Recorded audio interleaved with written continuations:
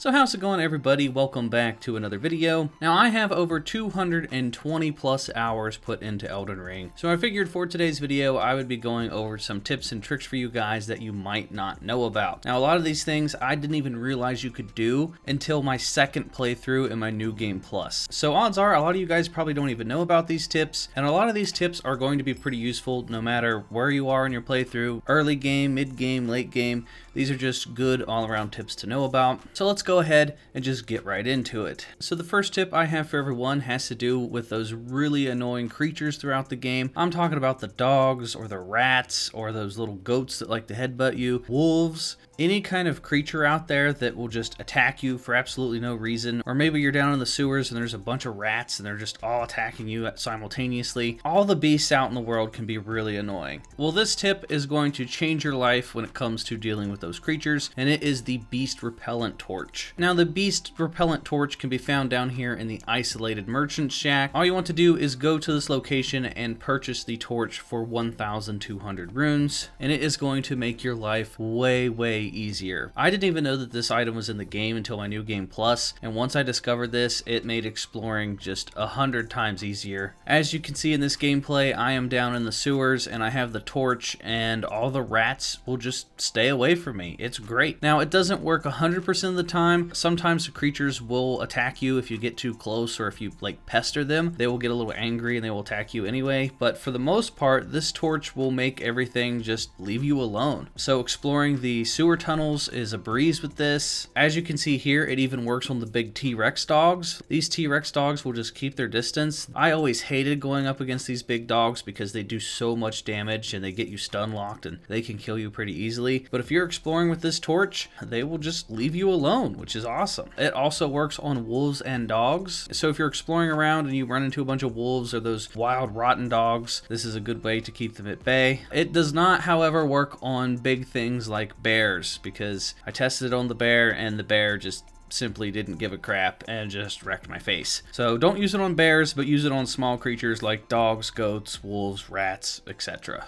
So moving on to the second tip that I have for everyone has to do with the crystal darts. Now a lot of people don't realize this, but you can actually throw crystal darts at anything that is made out of stone or metal. Things like the big giants or those cat statues or those little imps that you find in the catacombs or gargoyles. As you can see in this gameplay, if you hit something enough with the crystal darts, they will get sort of electrocuted and they will attack anything that is near them. So this will turn giant enemies against each other. If you're ever surrounded by more than one imp or more than one cat creature or more than one giant statue, just hit one of them with a bunch of crystal darts and you can just sit back and they will kill each other off. I've used this for a number of different scenarios in my playthroughs. Anytime I'm in those catacombs and there's a bunch of imps running around and they all do bleed damage, I'll just hit one or two of them with crystal darts and they'll all just fight each other. There's a couple encounters throughout the game where you fight the watchdog statues, those big cat statues that are really annoying. Just throw a couple darts at them and they will attack each other or anything else that's in their sight. It makes a lot of the really annoying enemies not so bad, makes them a little bit more bearable, and using these crystal darts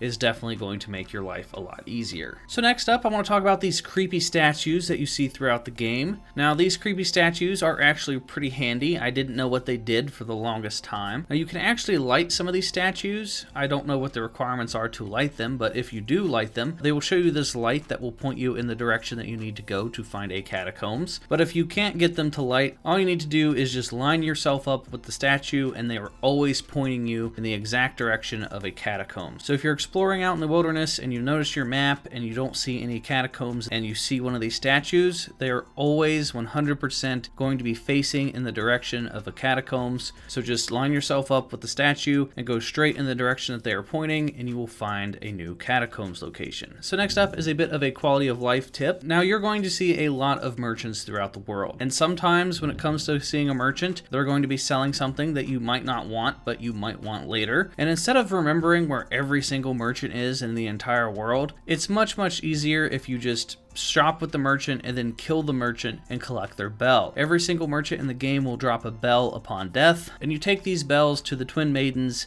up in the Round Table Hold, and they basically just become a general store for all the dead bodies you've collected. In my playthrough, I've just killed every single merchant I've ever come across. I take them back to the hold, and then if I ever need to buy from all the different merchants, they are all collected in one spot. So I highly recommend that you kill the merchants that you come across. You don't really lose anything from this, you only gain the benefit of the convenience of buying their inventories at one location. So the next tip has to do with the map markers. Have you ever placed a map marker on the map and you just couldn't find where it was? I couldn't tell you how many times I placed one of those blue little markers and then I went to delete it and I just couldn't find it, and I spent way too much time on my map looking around, basically wasting my time. Well, this tip is a easier way to get rid of those markers, and all you have to do is place 5 more. Just place them anywhere and it deletes the previous markers. So if you have 1 or 2 markers and instead of manually finding them on your map and taking forever and wasting time, just place 5 markers really quickly and then just delete those 5 markers, and then boom, all your markers on your compass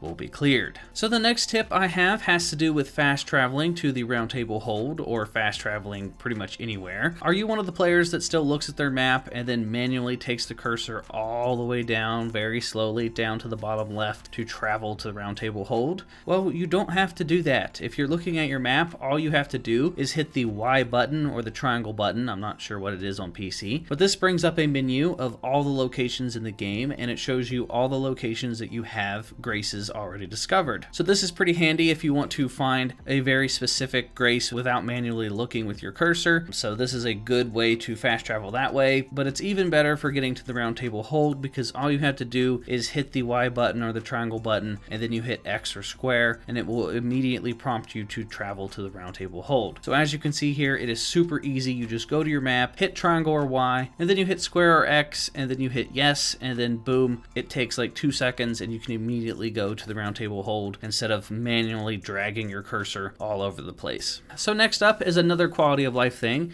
and it has to do with item sorting. I didn't realize this until New Game Plus, but apparently there is a way to sort your items. One of my biggest pet peeves with Elden Ring is anytime I found a new item and I couldn't remember what category it was in, and I would spend like 5 minutes going through all my different categories trying to find the new item that I just acquired. But there's actually an easier way to do this. All you have to do is go to your menu and you have to click on the left stick. Now, it doesn't tell you to do this anywhere, so I don't know how anyone even discovered that this was possible, but if you click on the left stick, it actually gives you some sorting options. So you can search by newly acquired, and the newly acquired items are going to be at the very bottom of your list. So if you have a new item, you can just scroll all the way down to the bottom. You can sort them by weight, so if you want something that's light or heavy, you can sort them by attack power. You can sort by all sort of different ways, and this just makes life a lot easier and makes your inventory management a lot more bearable. So next up is a pretty basic tip that a lot of people don't realize just because you aren't in very many scenarios to do this, but when it comes to climbing ladders, you can actually take this time to heal yourself and drink potions while you're on a ladder. And while you're on a ladder, you can also hold in the sprint button to climb up the ladder faster, and you can hold in the sprint button to go down the ladder faster. So if you're ever being chased by a bunch of enemies and you're climbing a ladder, you can take that time to heal up, drink some health potions, drink some magic potions, and then if you need to quickly climb up or down, you can just hold in the sprint button. And then the next tip for ladders is that you can actually attack while you're on a ladder. So what I like to do is if there's a bunch of annoying enemies and they're following me up a ladder, I like to run up the ladder, clear up to about the top or close to the top, wait for the enemy to follow me, and then you can attack and actually knock them down beneath you. So if you're up high enough, the fall damage will actually kill the enemy, and then boom,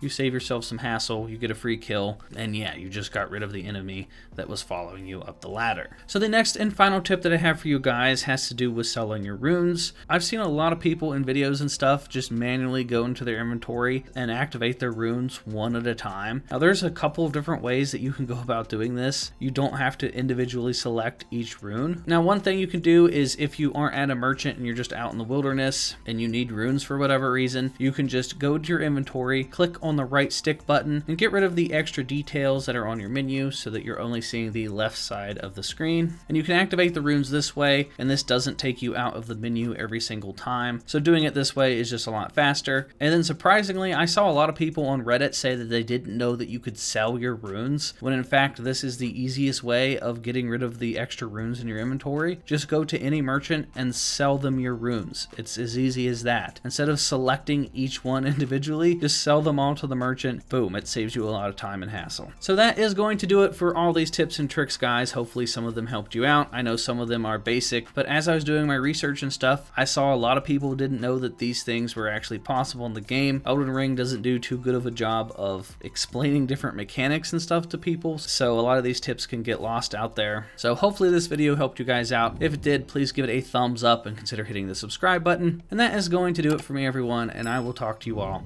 in the next video.